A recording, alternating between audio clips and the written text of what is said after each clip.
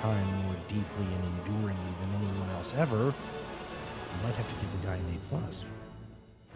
After all, he lived more than 2,300 years ago, and he's probably, biblical personages aside, the most famous early figure in history that most people, if you brought a microphone and started asking them on the street of any major city in the world, that most people would recognize, don't you think? The guy still has books coming out about him or some aspect of his life or career every year. Regularly has movies and TV shows and all kinds of things like that coming out. Podcasts too, it must be said. And he's fascinated people ever since his life. Yours truly, clearly also. There's a ton of reasons for this. First of all, we should notice that he's one of the better examples you can use to prove something that historians have understood for a very long time, which is that you interpret people through the lens and the morality and the standards and ethics of the time that you live in, right? So Alexander has been seen any number of different ways based on who's doing the viewing. In some eras, he's been seen as a almost philosopher king. In others, he's been seen as a great representative of the idea of the civilizing force. So we've used the term historical arsonist before. In some eras, Alexander was seen as someone who had to come along to break the log jam that was keeping the world from moving forward. A great blender of civilizations, a great spreader of Hellenism, or a butcher. Depends on who's doing the viewing, right? Guys like Alexander are the equivalent of holding a mirror up to the society that's assessing them. Like so many great figures in history who did amazing things, Alexander benefited from nepotism. He is the son of a king, right? He's in a monarchy. That's the best kind of nepotism if you're trying to start your career off with a great advantage. What's the old line that, they start off on third and think they hit a triple? Don't you think a guy like Caesar or Napoleon or a Genghis Khan would have loved that sort of a head start, right? When Caesar's crying, supposedly, at the foot of Alexander's statue because he hasn't achieved as much by the same age as Alexander did. Well, Alexander had a huge head start, didn't he? A lot of guys who have the words "the Great" after their name fall into that category. You could look at a guy like Frederick the Great of Prussia. He had a father who did a lot of the heavy lifting of building all of the edifice for conquest that would come later. He centralized a state. He organized a taxation system. He built a bureaucracy. And, he created a Maserati of an army and then handed the keys to the sports car to his son to go off and do amazing things and then get the title "the Great" added to his name. Probably should have been his dad's title when you think about it. You can say similar things for Alexander. Alexander's father was an amazing figure. He is such an incredible person that had Alexander not lived, he would probably know his dad's name instead, and maybe his dad would have been called the Great. Instead, his dad was called Philip II of a place called Macedonia.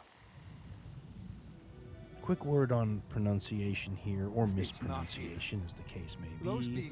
I'm one of those people who've long been a heretic on the matter and pronounce Macedonia with the hard C sound instead of the more common in English soft C sound. Reasons for that, a long-winded account of my thinking. We will link to a written article in the show notes about it, but I've been a heretic since I first encountered some of the history writing in the 1980s, where some of those historians simply took the question out of the hands of the reader by substituting a K for a C in the words like Macedonian or Scythian. Once you follow the tumbling etymological dominoes on this question, you might find yourself a heretic too. But if I'm mispronouncing the word in your mind, just know that I'm doing it intentionally. Macedonia, though, is an area north of Greece, and whether or not it's composed of people you should call Greek has been an ongoing issue from Philip II's time until now. For different reasons, though. In Philip II's time, you couldn't participate, for example, in the Olympic Games unless you were considered Greek, and the Greeks during the time period had debates about this, and Philip II, amongst other Macedonian kings, worked hard to try to make sure he was, and his people were, considered meeting the criteria that would classify them as Greek. There it is. These days, the question is still an open one, but a lot of it revolves around all of the DNA that has moved into the region north of Greece over all the centuries since Alexander the Great's time, like 23 centuries or more. A lot of different people moved into that area. How does that affect the ethnic makeup? Well, people still talk about it. One thing you can say, though, is that this area north of Greece in classical Greek times wasn't very much like classical Greece. Classical Greece, of course, is the Greece of the Greek and Persian Wars, the Peloponnesian Wars, so think 500 BCE, 400, 300, that whole range, populated, of course, by city-states. The famous ones, like Athens, Sparta, Corinth, Argos, Thebes. All these places could almost be likened to small-scale countries, where the people were patriotic towards their cities, where the cities went to war with one another. They usually controlled a decent chunk of the surrounding territory, and the people who lived there were considered to be sort of the members of a country. The countries were small-scale places. All of these places tended to have thriving middle classes. The citizens, up until a certain time period, usually made up the militaries of these places, and these city-states fought each other. These armies were often militia armies in terms of their organization. So if you were a farmer in Thebes and all of a sudden you guys were going to go to war against Corinth, well, you were going to go grab your armor from over the fireplace, and it might have been the same armor your dad and your granddad used. Grab your 3-foot diameter round shield, put the sword in your belt, get your 6 to 9 foot long spear, and run down the hill to join your neighbors in the local phalanx, right? The closed body of troops who stood shoulder to shoulder, I was hoping 5 or 8 ranks deep, and met the other citizens of the other city-state, and when the fighting was done and the decision had, you go back home, put your armor back over the fireplace, Azeroth, I pray that this, the final plea of the Army of the Light, has reached you intact. The 1,000 Years' War has reached its peak, but the nightmare is far from over. This vessel represents our ultimate sacrifice. It must reach the Prophet. He is the key. None of us asked for this burden, but it is what fate has deemed. Succeed, and the light may yet endure. Fail, and all worlds will burn.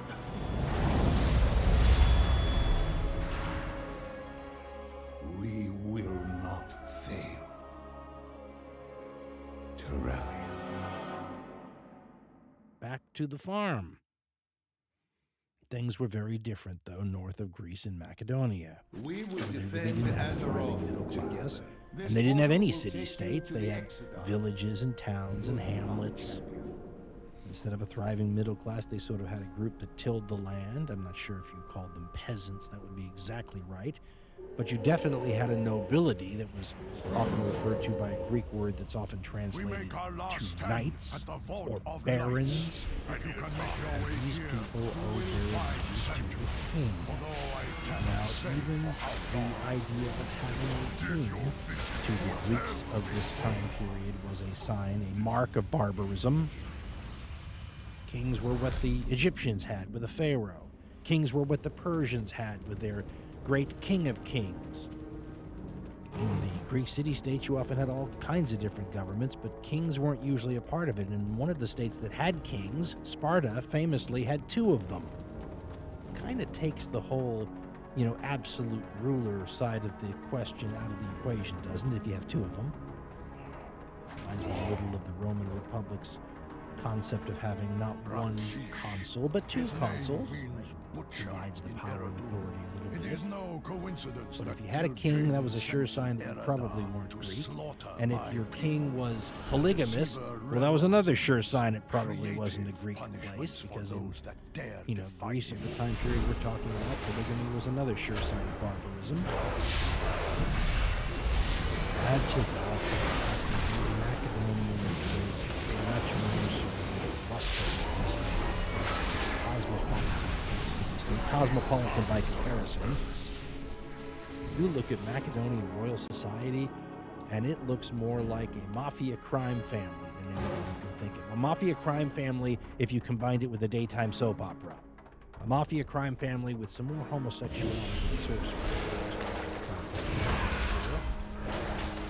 I wrote down some adjectives used by historians to describe the Macedonian royal family situation. We talked about assassinations, executions, civil wars, hostage-taking, incest, drunken murders, adultery, witchcraft. Makes for great reading, but you might not want to live there.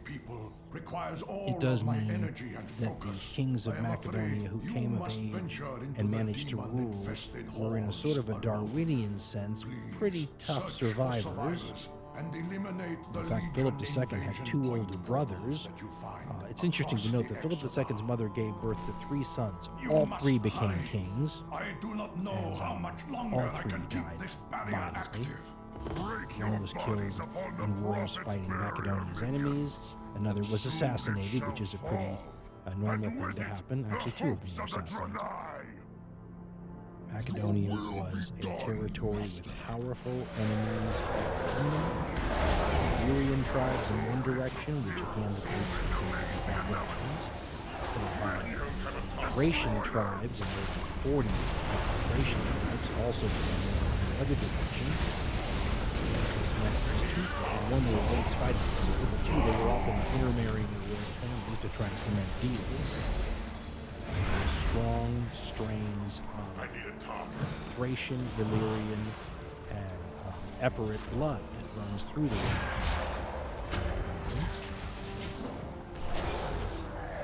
Traditionally, Philip II is seen as a guy who brings Macedonia to power from nothing.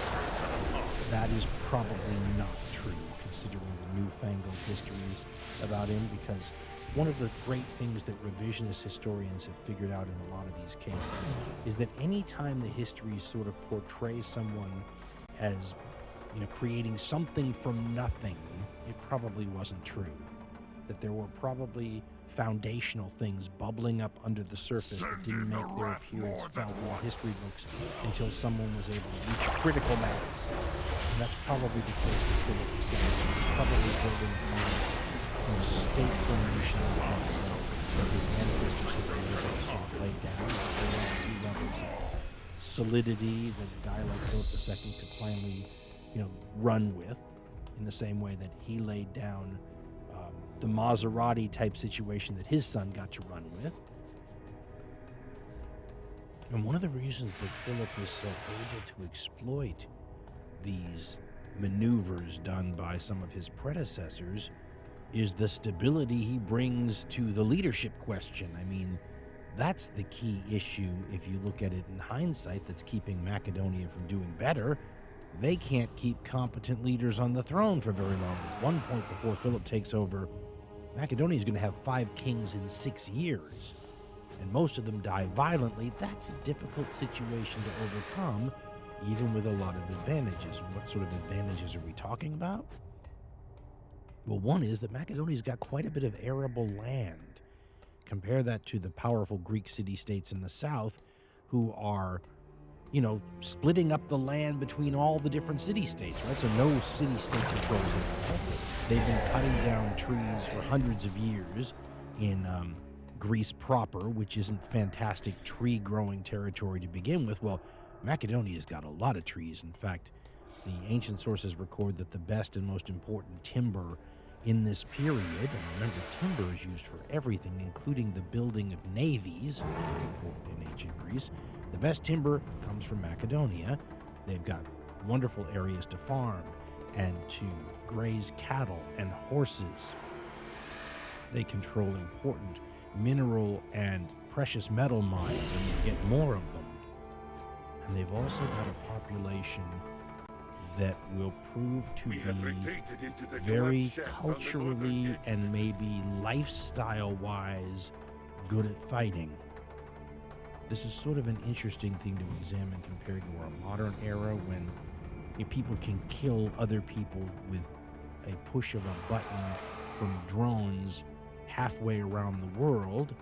But in an era where you actually have to kill people by shoving a knife into their throat or something like that, the way you're brought up can influence how well you're able to do that. I mean, there's a big difference, isn't there, between somebody raised on a ranch like a cowhand who slaughters and drives cattle, for example, and a kid growing up in Dungeons and Dragons kid that his video games and all that might be very good at the drone strikes from the other side of the globe, but one's going to think that when it comes to killing an animal or a person by hand, there might be some advantage for doing that on the farm. In his book, By the Speed of Philip II, Alexander the Great, and the Rise and Fall of the Macedonian Empire, historian Ian Worthington sort of draws this distinction. He compares an Athenian to a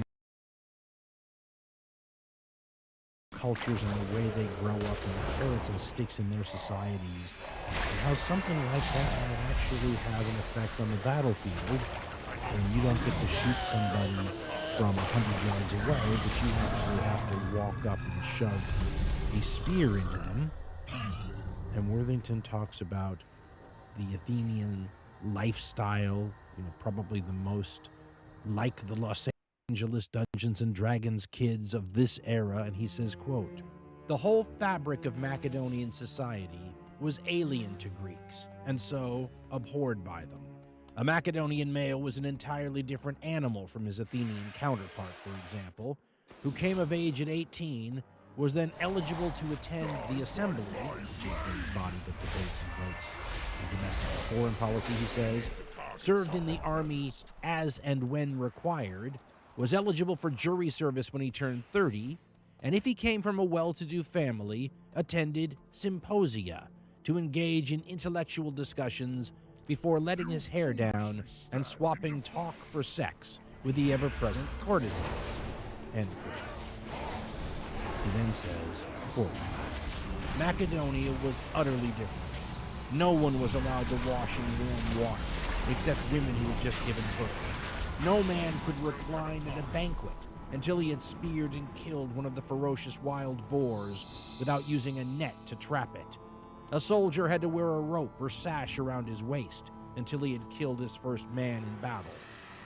To achieve these expectations," he writes, "boys from an early age were taught to fight, ride a horse, and hunt wild boar, foxes, birds, and even lions." End quote. He then says that Macedonian society was rugged and had more in common with the tough love of Homeric heroes or even Viking society than classical Greece. According to the ancient writers, there are all sorts of other things that the Macedonians have as part of their lifestyle that make them seem a little like Vikings. They're supposed to wear animal skins or bear pelts, drink their alcohol out of big drinking horns, right? Reminds you of Vikings right there, doesn't it?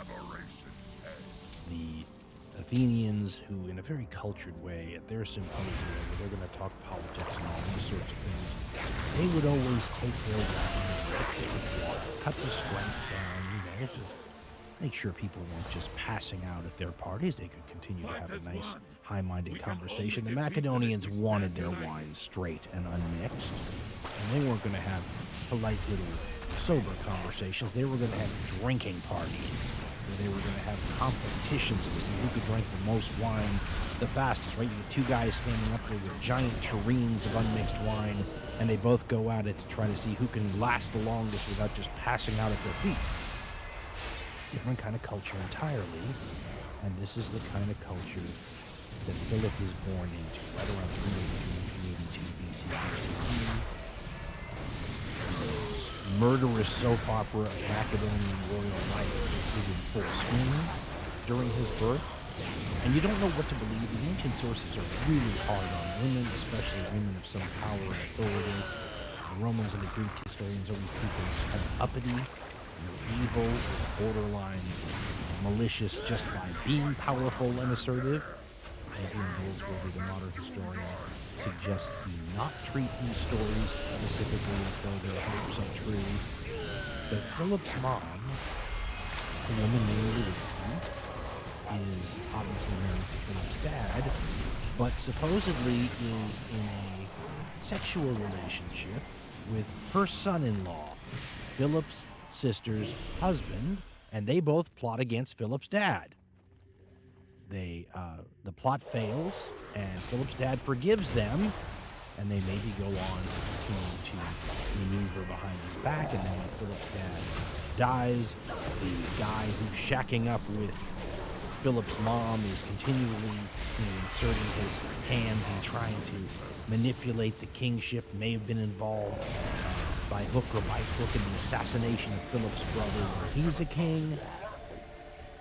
So it's an interesting family dynamic, to say the least, but nothing unusual given Macedonian history. Around the year 368, Philip is sent as a hostage to the Greek city-state of Thebes.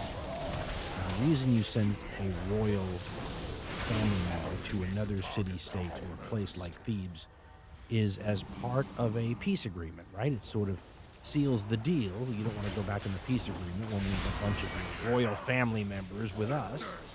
Think about the phenomenon of pages in the Middle Ages. It's not that dissimilar. And Philip would have been treated nicely. It wasn't like they threw him in a dungeon. But it's in Thebes that supposedly Philip learns a lot of important things about warfare. Because he's in Thebes at a very specific time in history. The time in history where Thebes is, for a short period, sort of the kings of the Greek scene, because they've recently, in 371 BCE, defeated and broken Spartan power.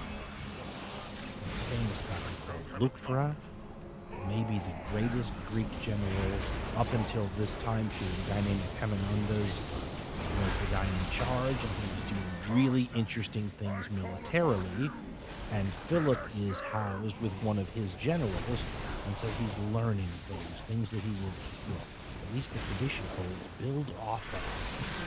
He's going to create an army that builds on the foundation that he's taught when he's in Thebes. The other thing that happens in Thebes is Philip is exposed to all sorts of high-minded things. And the guy he stays with is a follower of the Pythagorean sort of lifestyle, vegetarianism, self-sacrifice, a whole bunch of things that Philip really wasn't personality-wise, but he's getting a chance to really see how city-states operate, how their government works, and to be exposed to these sorts of philosophical ideas that maybe wouldn't have been too common for a bearskin wearing, drinking horn using, barbarian. Meanwhile, Philip's oldest brother is assassinated during a war dance. His next oldest brother recalls Philip from Thebes, and he's killed in a fight with the Illyrians and another 4,000 Macedonian troops with him. And this is the scene that Philip finds himself in once he sort of reaches the kingship. Now, the first thing to say about Philip is you just don't know much about him to depend on, because like his son Alexander, he is the subject of an immense propaganda campaign. And the Athenians in this time period, who were his enemies, are the best propagandists in Greece. They have some of the best orators and speakers going. One of them is named Demosthenes, and Demosthenes, he'll write a bunch of arguments against Philip known as the Philippics.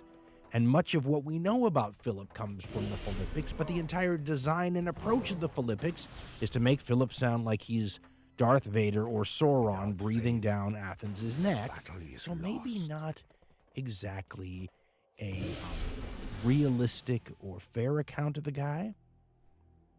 I've always loved the way historian Will Durant, I want to say it's almost 100 years ago now, writing about Philip, describes him, and it may not be a fair description either, because some of the modern-day historians are much kinder to Philip in terms of treating him as a more cultured man, a more well-spoken man than the old-style historians. But Will Durant gives a quick rundown that just describes how amazing the guy is, both in pro and cons. And this is what he has to say about the personality of Philip the Great, or the man who maybe should be named Philip the Great, in his book, The Life of Greece.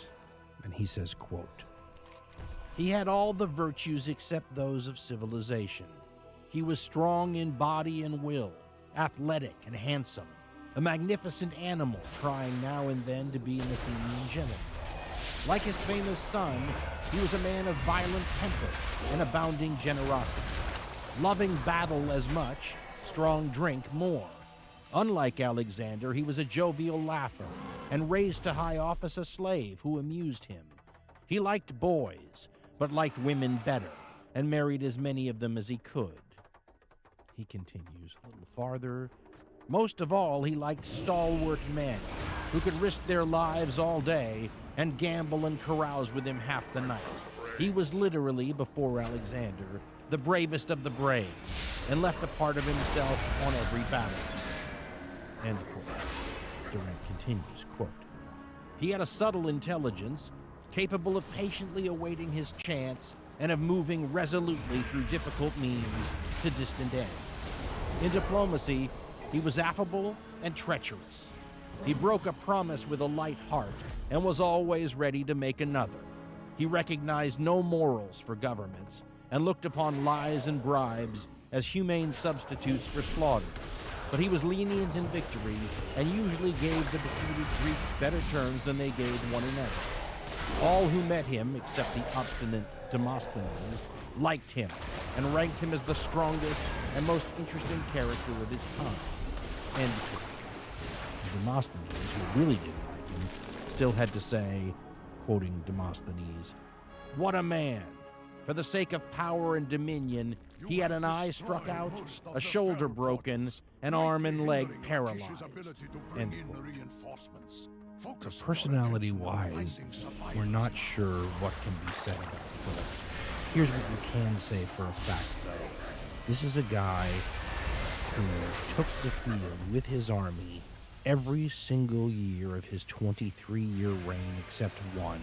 And the one where he didn't, it was because he was recovering from wounds, of which he got several. As Demosthenes said, he's a guy who sacrificed multiple body parts, and that was not any sort of a lie. I mean, the man, by the end of his reign, is crippled. He loses an eye. He has a collarbone broken. His hand is supposedly completely mangled. He takes a spear through his thigh, his lower leg, both bones broken at the same time. He walked by the end of his life with a pronounced limp. But he took part in 28 campaigns, 11 sieges. Demosthenes says he captured 45 cities. This is how you build an empire, right? Or something that's going to be an empire. I fear we have, and like his son and like Macedonian commanders before him, he fought in the front.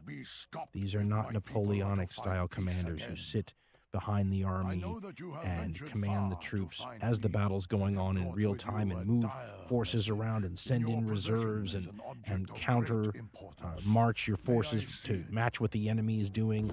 These are people who set things up in advance. They build the military forces, they pick the commanders, they position them on the field before the battle starts, and then before the fighting actually commences, they put themselves in the front rank in a Homeric kind of style, right? A hero king, and they command. And when you do that and you fight, 28 campaigns, you're going to get wounded. And the number of times that Philip's troops thought he was dead on the battlefield is numerous. In 1977, to just take a little break from all these, he said, she said kind of historical accounts from the past and all the propaganda, an archaeologist found a tomb in northern Greece, or the area where Macedonia was during this time period, the traditional Macedonian heartland. It was under a mound, a hill, a man-created hill, a tell. And in the tomb, they found multiple bodies, but in one specific tomb, around a bunch of armor and magnificent materials, they found a golden box with a Macedonian star etched into the top, and purple cloth, purple being the royal color. Inside the box were bones. The way that Macedonian royalty was often treated after death was what we might call today a partial cremation. Because unlike today's cremations where you're left with ashes and bone chips, very small bone chips, in a lot of the funerals during the time around Philip's lifespan, it was common to have a fire that was only hot enough to burn the skin off. And then the bones would be taken, washed in wine, and put in a container of the sort that in 1977 was found in this tomb.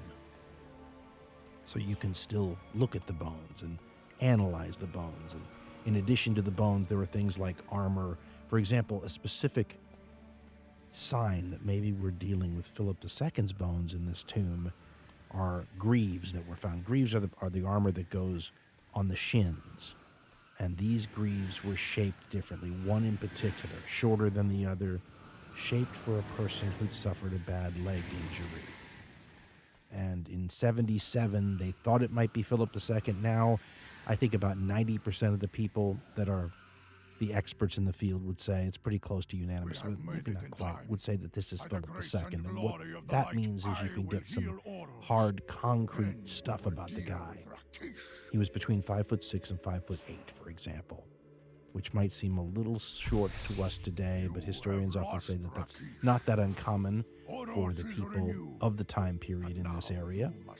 Although, if he were a little shorter than the average Macedonian, that would sort of jibe with his son's height, too, who was also shorter than the average Macedonian, so maybe Alexander got it from his dad. The skeleton also shows the wounds, including the most obvious during his lifetime that no one would have been able to avoid, the fact that an arrow had struck him in the face and took out an eye. Actually, it's worse than that. It didn't take out the eye because a physician had to scoop out the eye with what amounted to a spoon.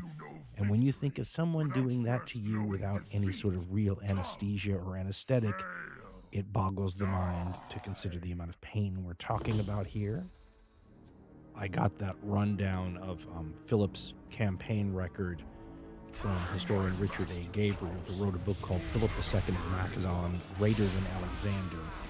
And he ran down how Philip's statecraft was much more oriented towards results than perhaps Homeric glory and swordplay. And he writes, quote, "In a very important way, however, Philip's view of war as distinct from personal bravery was decidedly un-Homeric.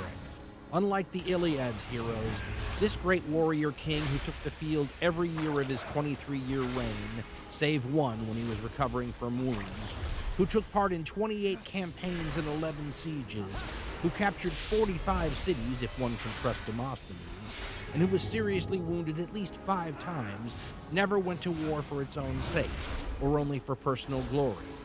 For Philip, war was first and foremost an instrument of state policy, with which to achieve specific strategic objectives. It was always the continuation of policy by other means, in the genuine Clausewitzian sense. The rhetorician Polyanius observed that, quote, Philip achieved no less through conversation than through battle, and by Zeus, he prided himself more on what he acquired through words than on what he acquired through arms." End quote. And then Gabriel says this Clausewitzian view of war led Philip to become the greatest strategist of his time. Clausewitz, of course, is famous for saying that war is a continuation of politics or policies by other means. But for Philip II, this applied to all sorts of things, including marriage. Marriage for Philip was Clausewitzian. In this, he is far from alone. After all, royal marriages for diplomatic reasons, right, to cement alliances, or connections between powerful families, or to wed states or kingdoms or locations more closely together isn't just common, it's almost the norm. But the Macedonian ruler has a huge advantage over a lot of these other royal families that do the same thing. I mean, after all, if you're, Henry VIII of England and you're marrying for diplomatic reasons, it's kind of a limitation, isn't it, if you can just marry one wife? Philip didn't have any sort of limitation like that at all. One of the things the Greeks used as evidence that the Macedonians were barbarians is that they were polygamous. And Philip could marry as many wives as he wanted to cement his diplomatic and political goals. I mean, he's going to have 7 or 8 wives during his lifetime and have multiple of them at the same time. And the women that he married are interesting characters if the ancient sources are to be believed. I mean, for example, he will marry an Illyrian wife or two, and the Illyrians are the problem children of that whole part of the world, exceedingly dangerous, responsible for the death of Philip's older brother and 4,000 Macedonian soldiers right before Philip, takes the throne. So it makes sense to marry an Illyrian princess, but they seem to be, if the ancient sources can be believed, quite the handful. Supposedly, Illyrian women could be trained to fight in combat as men, with sword, spear, shield, armor, and on horseback. And there will be a strain of the Illyrian DNA running through the Macedonian royal line, where mother is supposed to continue the tradition of teaching the daughters how to fight like this. And it is a fascinating thing to consider. There's a very Wonder Woman Amazonian element to the whole thing. And it's interesting to think of Philip marrying a woman who could kill him in combat. But that's hardly the extent of Philip marrying interesting and potentially dangerous women. I mean, he marries magical women, if you believe the sources. I'm going to say if you believe the sources many times here because one's not sure what to make of them. And remember, especially when dealing with women, they are far from fair. I use the term magical. Some of them might say witches instead. And Philip is supposed to have married at least one of these magical princesses, maybe 2.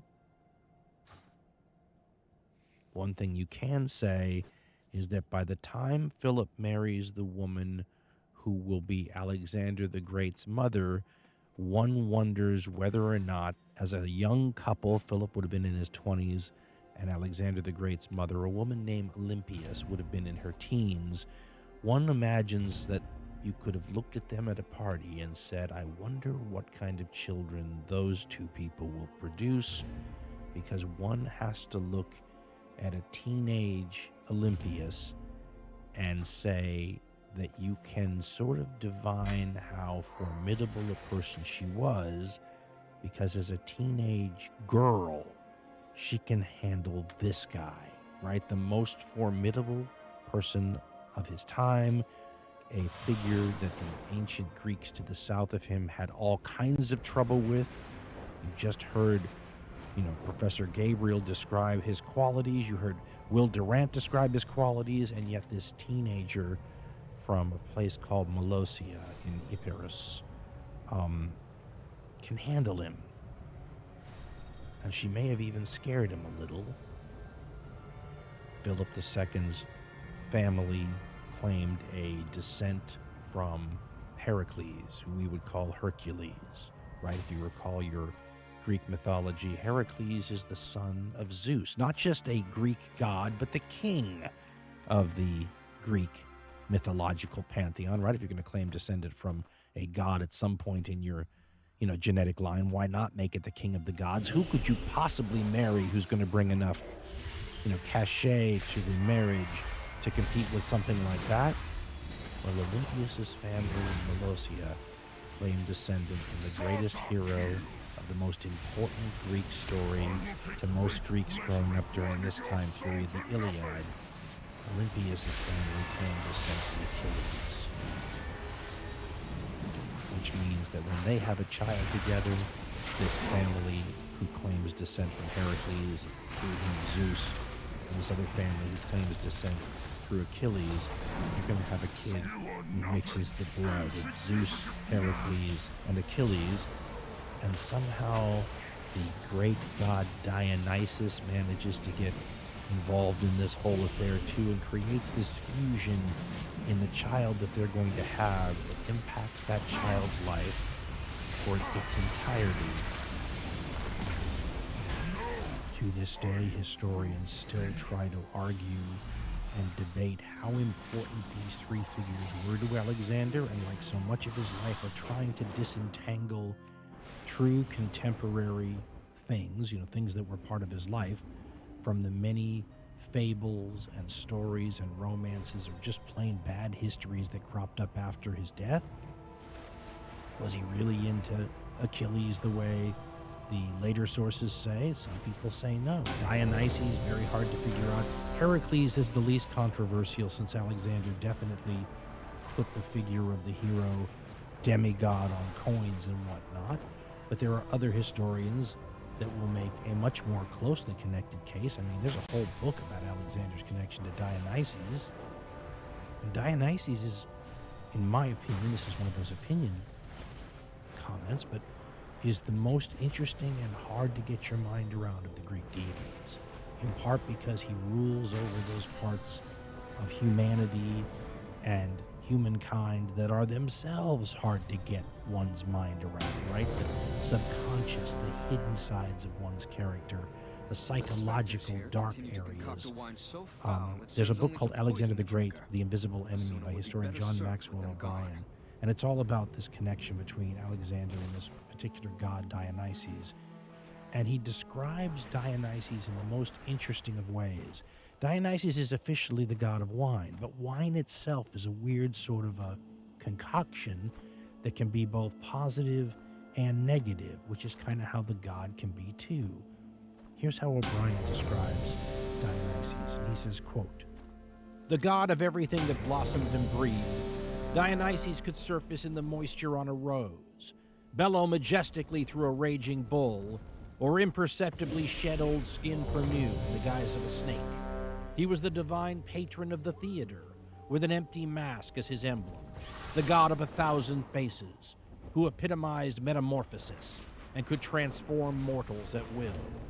Armed with ecstasy and madness, this paradoxical deity would smile at human determination and laugh at logic.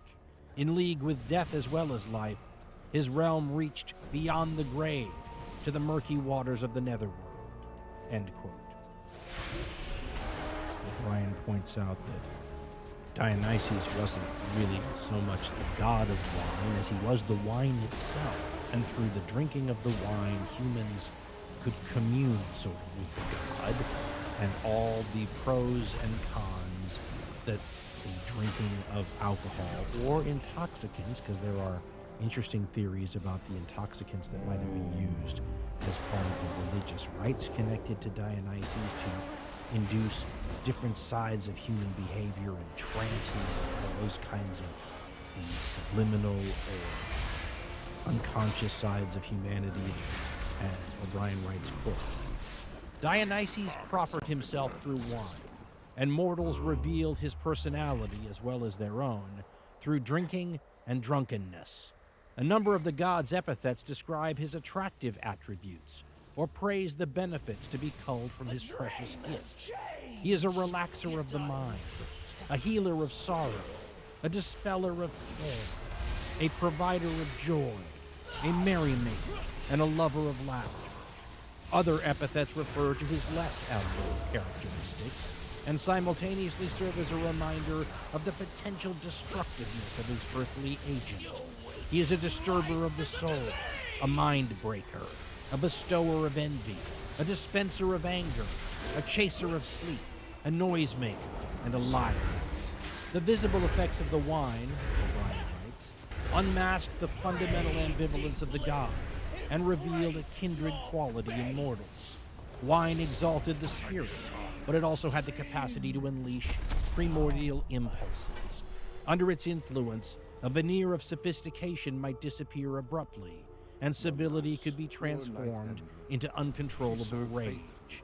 The wine god disclosed reason's uneasy sway over emotion, and served as a chilling reminder of bestiality at its core. And Alexander's mother was a devil of Dionysus, a initiate, sources are to be believed, in the mystery cult of the god, and it's a mystery cult because nobody knows what goes on in the various rites connected to the god.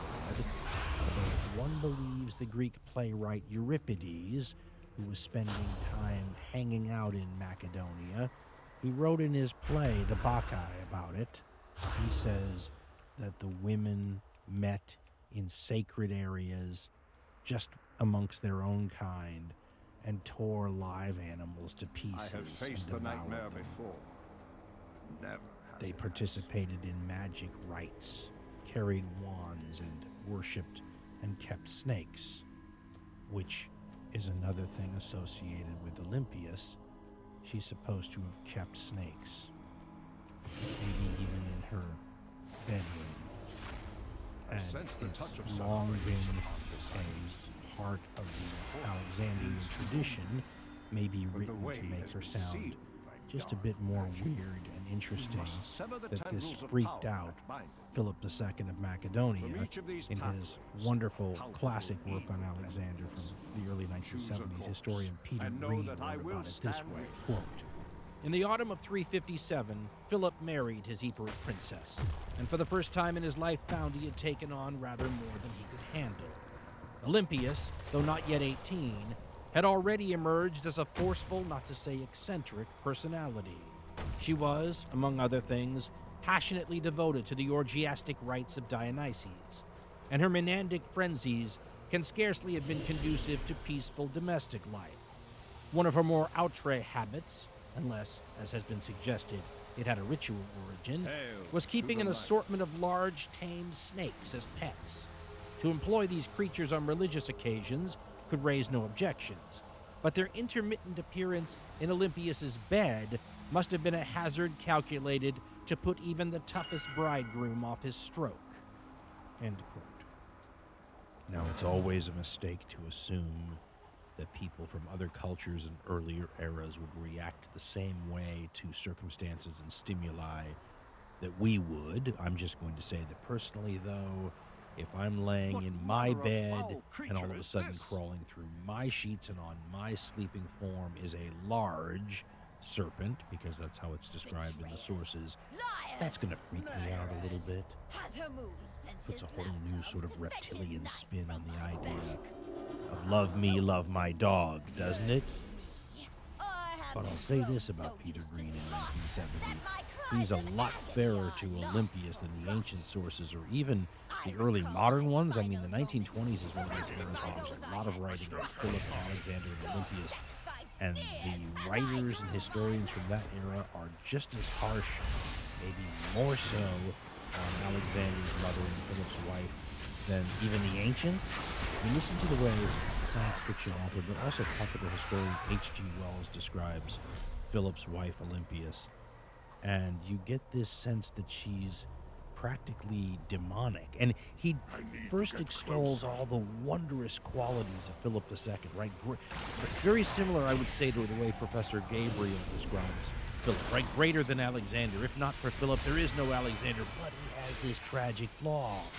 He's joined, like a ball and chain to a dangerous demonic force who eventually destroys him and limits Alexander's ability to be as great as his father. Here's the way H.G. Wells describes Alexander's mother, Philip's wife, Olympia.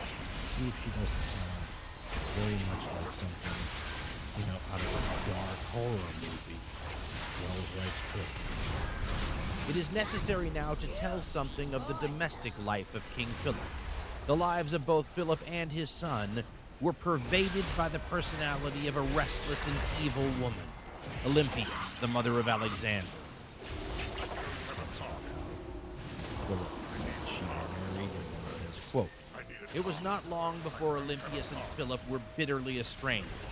She was jealous of him, But there was another and graver source of trouble in her passion for religious mystery.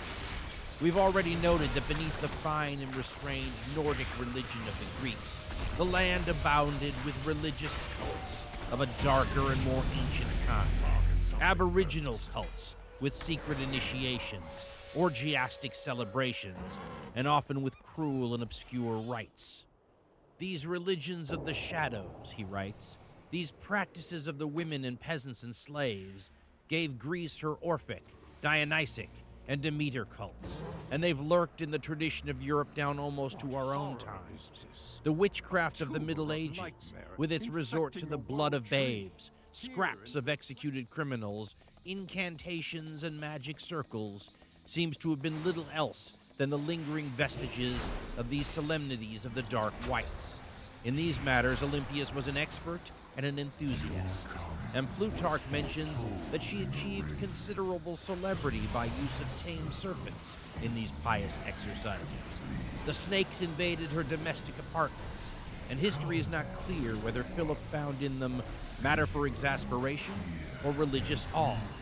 These occupations of his wife must have been a serious inconvenience to Philip, for the Macedonian people were still in the sturdy stage of social development, in which neither enthusiastic religiosity nor uncontrollable wiles was admired. End quote. So, according to Wells and a lot of other people writing in the 1920s, Alexander's father was one of the great men in history. His mother's a witch. Neither of those things matters very much, if not for the creation of the tool that leads to the fame of both of those people and their child, the military Maserati that Philip II will create, the Macedonian army. The Macedonian army, by the way, is arguably the most important part of the story. I mean, you can make a case that without that, none of the sorts of things that get Philip II, and more importantly, his son Alexander, in the history books happen. I mean, it's the tool that creates all the opportunities for conquest, right? In my head, I always try to switch the battles around and imagine Alexander, instead of commanding what is almost certainly the best army in the world at the time period he's commanding it, probably the best army in the world that we've seen. I try to imagine Alexander having to switch sides with the general he's fighting. Right? Why don't you give Darius the Macedonians and you take the Persians in this big battle, and let's see how that goes. Might have gone fine. Alexander probably really good general, knows what he's doing, but he was fighting with the best army in the world when he did what he did. And so it seems like the real important decisive moment in the history of the story is Philip creating this amazing army. Philip made the Macedonian army, and conversely, it's safe to say that the Macedonian army made Philip. Where the heck did he get the idea for it? Well, we should talk a little bit about the Macedonian army, Philip's influences, and even kind of more important, ancient warfare and how it worked and what we know and what we don't know. Because trying to figure out how the army that Philip created worked is in itself a speculative kind of an affair, which is weird when you think about it.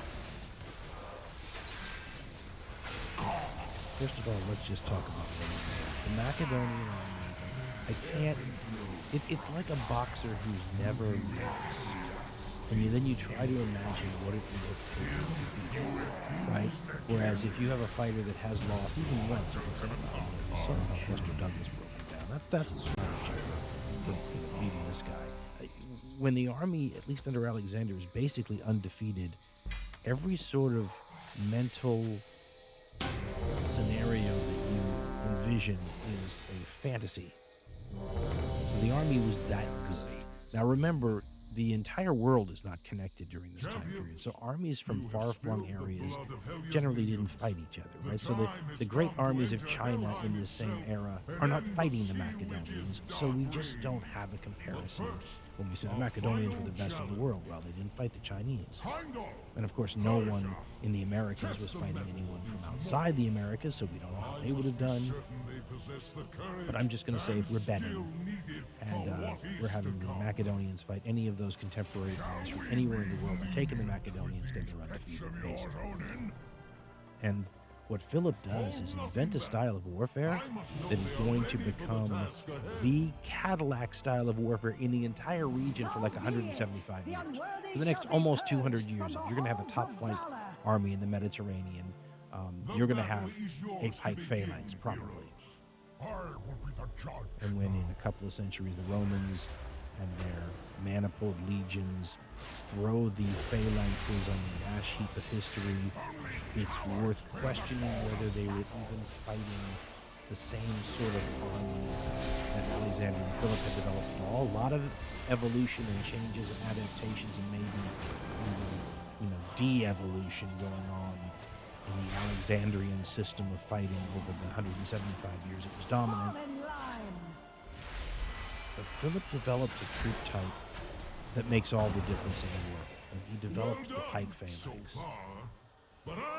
It's interesting to think about one guy developing this, because normally weapon systems are cultural in the ancient world. They develop as a part of, what's going on in society. And a lot of people fight connected to the land and the kind of enemies they face, and terrain, and all sorts of things. I mean, who invented the hoplite, right? Sometime in the 700s, maybe, BCE, the hoplite just sort of appears in a bunch of places. There's nobody you can say, hey, that guy came up with the idea. But Philip invented the pike phalanx. And the Macedonian pike phalanx is kind of a hoplite killing machine. It takes the best parts of the hoplite phalanxes and sort of supercharges them in a way that makes them better hoplite phalanxes. He gives them a much longer spear. He packs the human beings even more closely together. He makes the formation deeper. So if you have a bunch of hoplites, it'll be about 8 ranks deep, sometimes 4, sometimes 12, but usually about 8 ranks deep, with their 7 to 9 foot spears, smash into a 16 rank pike phalanx with 16 to 23 foot spears, where you can see how one is almost built to overcome the other. A lot of advantages in the pike phalanx. So if this is the key thing that Philip invents, because we'll talk about the rest of the army in a bit, but if this is the key thing Philip invents, where did he get the idea for this? Right? If this is the moment of development that's going to impact everything he does, Alexander does, and a bunch of armies for 175 years do, where did the guy come up with it? Was it just he dreamt it? And so, you can start down this path of imagining where Philip incorporated, brainstorm kinds of material. Diodorus Siculus, ancient historian, says that one of the things that gave Philip the idea for these pike phalanxes was the Iliad. And I find this fascinating to think about, because if it's true, let's just play with this for a minute. If it's true, and it is true, the Iliad was a huge book in Macedonian society. I'm sure everyone, Philip, Alexander, all those people would have read it. Alexander's supposed to have memorized it, and why not? He's supposed to be descended from Achilles, takes a lot of pride in being descended from Achilles. Well, Achilles is the lead superhero in the, ancient version of a mass movie blockbuster. The Iliad, that's the Achilles story, right? So you're going to know that story backwards and forwards. In fact, there are a lot of historians who will call Macedonian society during this time period Homeric, meaning it kind of has a Homeric value system and all that. Maybe even Alexander's desire to be the best, right? This ambition, this thing at the core of his ambition, that may be a Homeric value. But it's so weird to think about because, and of course it reminds me of the Star Trek episode, original series, the one where a very imitative society on another planet got a hold of an Earth book, a history book that was left behind by an earlier Earth expedition. And the history book was the history of the gangster wars in Chicago, in the Prohibition 1920s. And then they modeled their whole society on it, so that when the Earth ships come back a while later, the entire planet looks like, Al Capone and guys walking around with submachine guns and talking like, gangster era Chicago. It's a little like, if this is true, you just imagine Macedonian society with their one book, and they model their whole society on the values of a people that, if they existed in the late Bronze Age, right? If there was a Trojan War of the kind that the Iliad talks about, it happened in like 1100 BCE, somewhere around there. And then people would have talked about it, and oral historians would have transmitted the tale for hundreds of years before a guy or a group of people, we don't know, that we call Homer, consolidated all that into something written that could then be passed down for hundreds of years more. So by the time a guy like Alexander or Philip II is reading it, this is material that's been written down for like 500 years. And when it was finally written down, it had already been transmitted orally for 3 or 4 centuries before then. So, if Philip II really gets this idea for Pike Phalanx from reading about the Achaeans in the Trojan War, using block formations of troops with very long spears, that's wild to me. And the fact that this formation then goes on to dominate the battlefield from Philip's time forward for almost another 200 more years, well, it's really got that idea from the echoes of the late Bronze Age. I'd love to think that's true. I'm going to pretend that's true. There are some more logical candidates, though. How about the Athenian general Iphicrates and his famous revolts? You ancient history military nerds out there know that Iphicrates is one of these guys who sort of looked at the traditional hoplite heavy infantry and decided they'd be better if they weren't so heavy. He lightens them up, gives them a small wicker shield that gives a big heavy wood one, lighter equipment, less armor, gives them some javelins to throw also. They become a much more flexible force on the battlefield, much more useful, maybe not as good as you get in like a slogging match with the old-fashioned hoplites, but probably better at everything else. Oh yeah, and this is maybe how it really plays into Philip, supposedly doubles the length of their spear.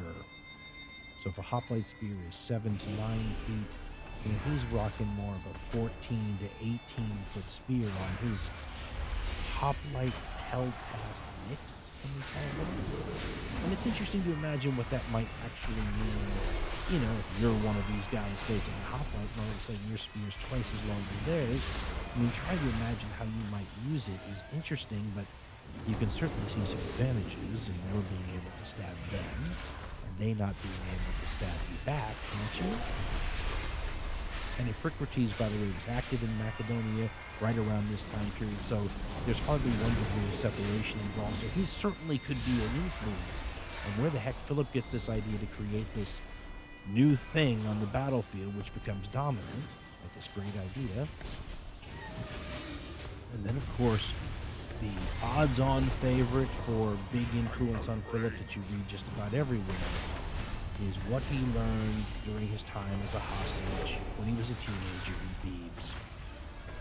This is always shown in the sources to be an important part of Philip's development because, well, how could it not rub off on him? Basically, he was staying in the house, I guess, of a noted Theban general, and according to some of the ancient sources, he has access to this general's library. He's being encouraged to read up on all the latest, knowledge of cutting-edge Greek warfare, and he was probably interacting, certainly very close to Epaminondas, the Theban general, who I often give him credit for things like, I don't know, smashing Spartan power in a way that it was never the same again. Stuff like that. Maybe the greatest Greek general of all time. So Philip's interacting with a guy like that during a time period when Thebes is sitting on top of the world for a relatively short period of time. The hierarchy of Greek city-states, which you smash Sparta, you kind of as the Greek god. Epaminondas famously defeated the Spartans at Leuctra in 371 BCE by breaking all the rules, and that's how you beat the Spartans. Kind of things that you need to break all the rules. Once they work, everybody adopts them, but somebody's got to be the visionary that decides to roll the dice and really take a chance and try some new things on the battlefield. And that's what Epaminondas did. Of course, by defeating the Spartans, he basically hit the jackpot, right? He rolled the right roll on the dice when he rolled them. But what makes his bet so gutsy is that in the ancient world, the punishments for having your innovation fail are massive. Nowadays, of course, we are accustomed to making constant updates and changes in life, and new equipment, new tactics, new approaches, new technologies, all kinds of things involved, so that even over the course of a short war, we can expect to see all sorts of innovations and changes and whatnot. But this is a relatively modern development, and it's connected to the opportunity costs and the dangers of innovations going sideways on you. So if you look at the First World War, which is one of these wars that really is the first time you can look at, just watch technology having a leapfrogging effect as the war goes on. Both sides, continually try to out-improve and out-invent one another. You see it in the air war in the First World War, for example, where every 6 months, either the Allies or the Central Powers create some new engine or airframe or way of fighting or weapon or something that allows them to get the jump on the other side for like 6 months until new invention or innovation on the other side flips the coin. You can see new technology and ways of fighting introduced all throughout that war. Look how the British introduced tanks. Built them up in secret for a while, and then finally in one battle they throw out enough of them to make a difference, and they sort of see what happens. And when it's not war changing, and they really don't expect it to be war changing battle, they then sit down and figure out, okay, how did it go? That was a good experiment. What can we do different next time? And what worked, what didn't work? But it doesn't lose you the war. And that's the difference. In the First World War, you can try these things out, and the failure for your innovation not working isn't enormous. Whereas in the ancient world, where most wars are decided with 1 or 2 battles, having your innovation go sideways and costing you the battle could easily cost you the war. So the penalty for failure is huge, and the incentives to be conservative are overwhelming. So when a guy like Epaminondas throws the dice on something like breaking all the rules of Greek warfare, you've got to admire his moxie. But that's how you beat the Spartans, right? So for those who don't know, and it's only important to know because a lot of what Epaminondas does after he breaks the rules are going to be the kind of thing Philip incorporates into his way of fighting, right? The first rule Epaminondas breaks has to do with something, I'm going off on tangents now, but has something to do with the way human beings fight when they get on a pre-modern battlefield, especially in these hoplite close formation type deals. And it's a fascinating part of what I like to call the physics of the ancient battlefield. But because this happens, there are certain conventions of Greek fighting that were in place before Epaminondas. So we have to talk about what's going on in the battlefield. Did you know, because it's kind of interesting, that when you get 2 lines of hoplites facing off against one another, we try to imagine what this would look like visibly from the air. Think about like railroad tracks. And you have the 2 tracks facing each other. Those are the lines of hoplites on both sides, and an intervening space between them. And at some point when a battle happens, one or both of those lines of hoplites crosses the intervening space and starts bashing into the other one. But what's interesting is when you get a bunch of men, in long lines, maybe 100, 200, maybe 300 yards long, 4, 8, maybe 12 ranks deep, when they're all lined up shoulder to shoulder with a spear in the right hand and a shield in the left hand, did you know that the formation drifts to the right? And it's so reliable, the Greeks count on it. Imagine a ripple going through the entire 100 to 300 yard line of men as everybody just sort of scooches a little bit to the right. You say, well, what's going on? Well, the sources indicate that men in these sorts of situations, either while they're standing there waiting to advance or while the advance is happening or both, tend to move a little to the right because the shield is the guy next to the knees. And they are almost unconsciously, or maybe consciously, trying to scooch over just a little bit more behind the protection of the guy next to them. And when everybody does that along the whole line moves to the right. And if your whole line's moving to the right, and enemy you're facing's whole line is moving to their right, then your lines are moving sort of out of alignment with each other and going to overlap on each side. So what these armies did in an attempt to control what was going on their right and to have the troops that were the least likely to be prone to this drift on the right, you put your best troops on the right. And this became almost a Greek convention, and the sources will say things like, make it clear that the right wings expected to be victorious and the left wings of both armies expected to cut lose. And that was just the way it was, until Epaminondas didn't do it that way. At Leuctra, he put his best troops on the left. That's a violation. You just don't do that. He put his best troops up against the Spartans' best troops. The guys who made the Spartan reputation, the Spartians. There were 700 of them at Leuctra and a Spartan king. During this time period, any of you Spartan fans know that the Spartans were having issues keeping up with the number of Spartans that they would normally want, and the culture and the society and a bunch of trends were making Spartans rarer and rarer. So when you have 700 of them at the Battle of Leuctra, you have an irreplaceable number of Spartians. Epaminondas wanted to kill as many of those as he could, so he created the head of a sledgehammer at Leuctra aimed right at those people. That's the best way to envision what Epaminondas' army looked like. The Spartans looked like a long row, like a railroad track, like we said, of 8 to 12 rank deep hoplites, right? So a long line of those people, hundreds of yards long. The Thebans looked more like a sledgehammer. The head of the sledgehammer was made up of the one professional force the Thebans were known to have in their infantry, the famous Sacred Band, 300 strong professionals. Some of the sources indicate maybe homosexual lover pairs that were devoted to each other. That'll improve your unit cohesion, maybe. But they were joined by a block of troops, wait for it, 50 ranks deep. Now, the Thebans were known to fight deeper than most other Greek city-states traditionally, but in this battle, Epaminondas goes wild, makes the formation 50 ranks deep. He's going to face off against a Spartan hoplite force that's probably about 12 ranks deep. So think about the difference if we're talking about the physics of human, mass and movement and weight and depth and all that stuff. The difference between a 50 rank closed formation running into a 12 rank closed formation. Now, Epaminondas deciding to do this, though, means he has to weaken the rest of his army, right? Where do those 50 deep units take from, right? You pull from the rest of the lines. The rest of the line is significantly weaker. It's like the handle of the sledgehammer.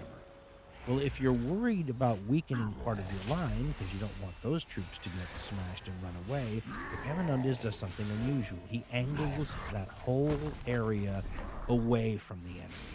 So imagine the sledgehammer head is right up against the Spartans they want to smash, but the handle of the sledgehammer is diagonally away from the rest of the enemy army.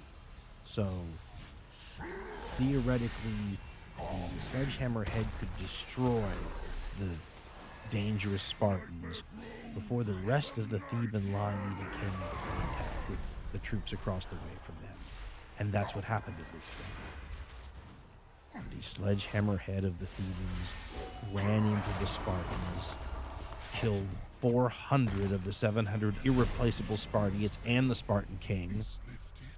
And when the rest of the Spartan army saw what happened to those guys, the superheroes of the battlefield, they decided they wanted nothing to do with the rest of the Thebans, and that was the battle at Leuctra.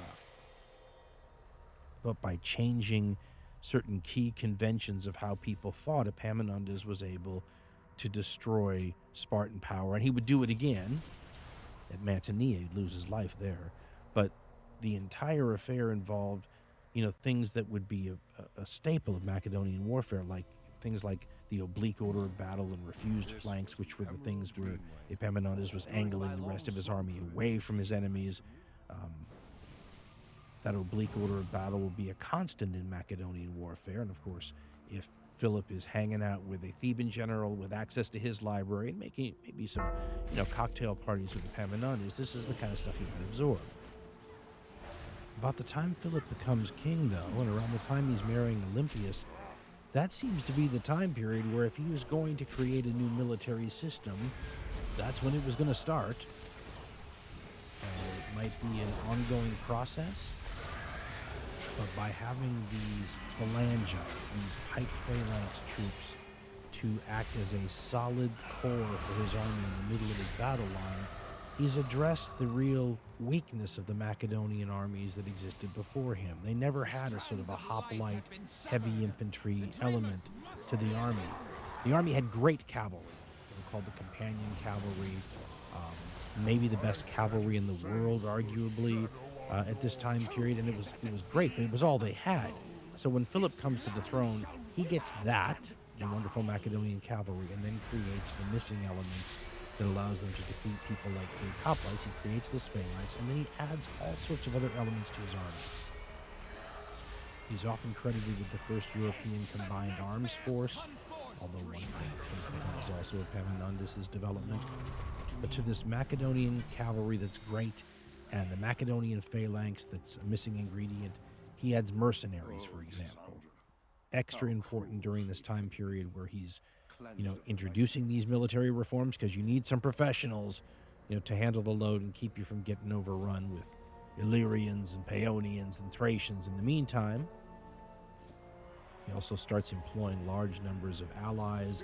I mean, the Thessalian cavalry is going to be absolutely vital in the army of Alexander. It starts fighting with Philip at a certain point, uses a lot of Thracians, employs light troops and skirmishers, which is, something that's been a development going on in Greece for the past several decades, increasing importance and new ways to use them. I mean, there was a Spartan unit that was destroyed by light troops, in recent memory. So all these sorts of elements allow Philip to create an army that is more tactically flexible, depending on what you're facing. He's got the troops for the job. If you're facing someone that wants to smash right into you and punch you in the mouth, he's got great troops to punch you back. If you don't want to punch those people in the mouth because you don't want to get that close to them because they scare you, and you're going to try to stay away at a distance and throw things at them and then evade their charge, Philip has troops to get you too. You want to fight in bad terrain? Philip's got the troops for that. Got his specialist corps, his Agranians, people from the highlands. Think about Gurkhas or something in the time period. He'll wheedle you out of the bad terrain. And if you hide behind the walls of your city, he and Alexander are going to bring the first really awesome siege troops in Greek history. A lot of times when you hide yourself behind the walls in Greece, the enemy army just ravages your fields and loots and pillages and then leaves. Or maybe surrounds you and tries to wait you out. Philip and Alexander go through your walls and they come and get you. And that changes things too. I mean, there are going to be years in Philip's timeline where he'll take 3 Greek city-states in a year. That's like warp speed. And famously, the Trojans were able to withstand a 10-year siege in the Iliad, right? That's a little long, maybe, by most historical standards. Philip taking 3 towns in a year is crazy short, crazy quick. Changes the entire equation between, the reliance that a town or a city would have on its walls and fortifications to keep the bad guys out. And part of what makes all this possible is more of these people that Philip is using in his army are professionals. They're specialists, they're engineers, and more of his army is getting paid. The mercenaries obviously get paid right away, but he's starting to pay the guys in the pike phalanx eventually, and he's capturing, I love this part about ancient economics could be so interesting sometimes. When he needs money, he goes out there and takes silver and gold mines from other people. Like takes it from the Thracians, for example, a couple of famous mines, and then all of a sudden the money, which comes right out of the earth like an ATM machine, goes right into his hands. I was reading one historian that said that neither Philip nor Alexander, for that matter, were anything like economists, and they had a sort of a pirate mentality when it came to cash. When you needed more cash, you just took something, right? I mean, You racked up credit card debt, maxed out all of the, credit lines, and then when you conquered some new territory, you paid off the credit cards and, got right with the bank and started all over again. One thing you can say about the way Philip used this army, though, is that it was just one of his many tools. And if you compare him to his son, Alexander is going to be a lot more high-handed than Philip. It's my way or the highway. I'm going to tell you what to do. How dare you, try to negotiate or get me to haggle. Whereas, probably because he had to, Philip is a lot more clever and sneaky. He'll stab you in the back, and then he'll give you a good deal when he doesn't have to later. I mean, he's working every sort of slick, clever angle, and one might suggest because he has to. He's paying off people. I mean, I love the way, again, Peter Green describes this, because not only is he utilizing all these tools, but he's spent enough time now in one of these Greek city-states, Thebes, to get a look at how their government functions and compare it to how his government functions. Right? He's a king. He can do certain things that they can't do in these governments where politics is a thing and you've got different factions vying for leadership. And, well, we can sort of relate today to how you might be a little inefficient with the way you conduct long-term policy in a representative system, something a autocratic system might not have to worry about. And Green points out that Philip noticed this as a weakness that he could exploit right away. And Green writes, quote, Philip's training for power was proceeding along useful if unorthodox lines. His experience as a member of the Macedonian royal household had given him an understandably cynical view of human nature. In this world, murder, adultery, and usurpation were commonplace, as liable to be practiced by one's own mother as by anyone else.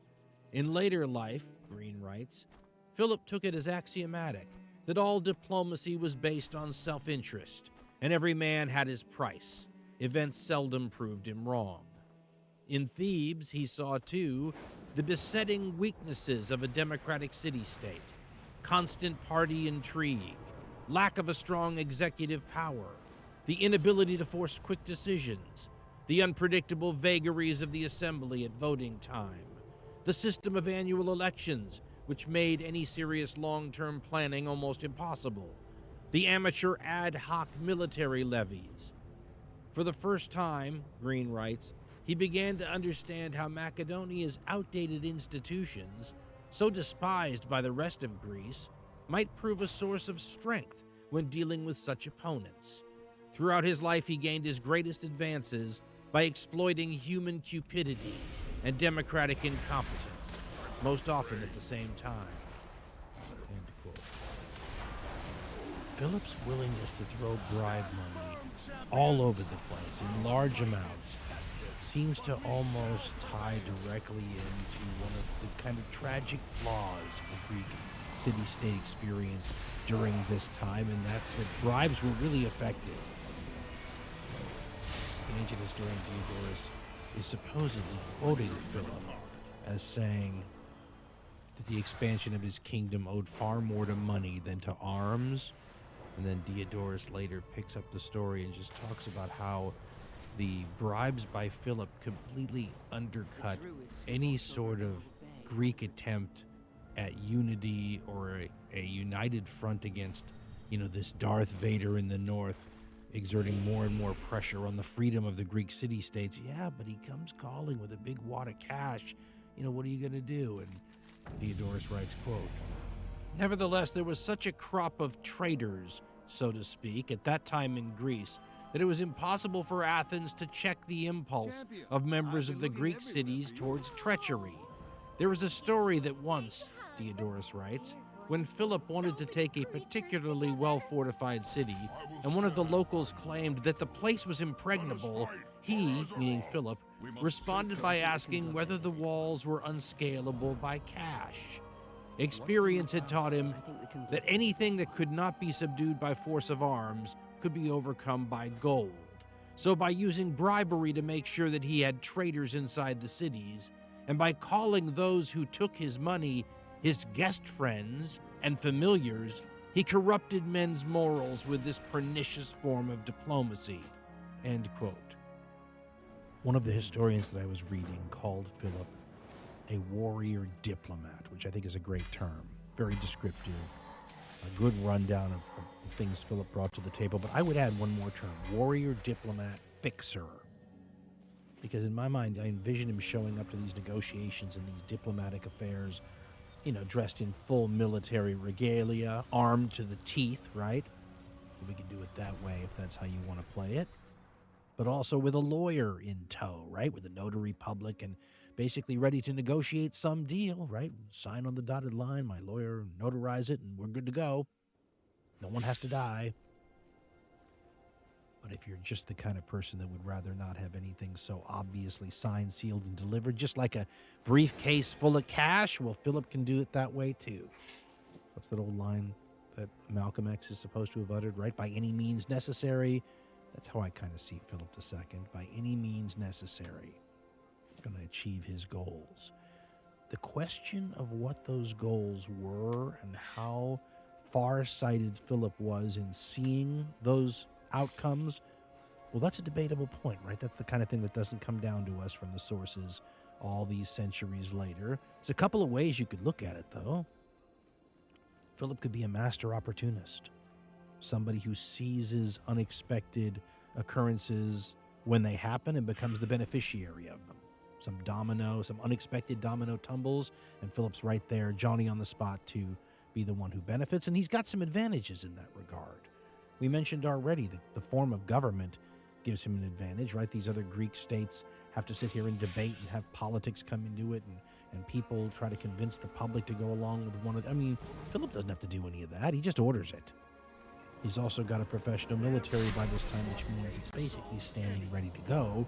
Whereas if Thebes decides they want to go somewhere, or Athens does, they've got to get the guys to grab their spears and their armor and their shields and get out to the field and start to muster the forces. I mean, by the time they get their act together, Philip's moved already. He's occupied the key strategic point. He sees the opportunity, whatever it is. So he's particularly set up to be a beneficiary of opportunism, if that's how it goes. But another way of looking at it is that Philip is the guy who creates these opportunities. That he's a chess master here, setting up a checkmate down the road, and each one of these milestones that he achieves is one more connect the dots toward the ultimate goal. Now, do opportunities that are unexpected happen? And does he seize them? Absolutely, but you can expect to have opportunities develop without knowing explicitly what they are. In this sense, then, Philip is a master strategist, setting up the kinds of an outcome that he wants, and every step of the way pursuing that goal relentlessly. One of the things he obviously does is keep the major powers in Greece from uniting against him. He's had a problem with Athens since he pretty much took over the throne.